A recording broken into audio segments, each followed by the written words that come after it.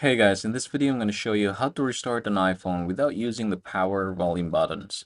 Now for us to get this done, let's go ahead and open the settings right here, and we're going to go ahead and scroll down to accessibility, the second option right here. And then I want you to scroll down and you should be able to see physical and motor, and under that one you have touch. Go ahead and click that. And then the first option here is called Assistive Touch. Go ahead and click that, and we're gonna go ahead and turn this on. You should be able to see this button right here. So if you click this, some options or menus pop up. Now what we're gonna do is click Customize Top Level Menu.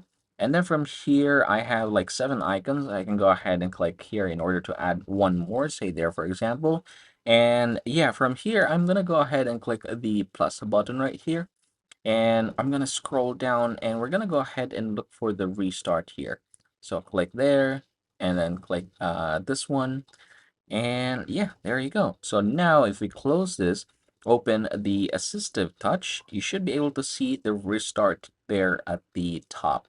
So you can go ahead and click that one, and then it's going to prompt you to restart your phone. Again, I hope this video helps you out. Have a great day, everybody.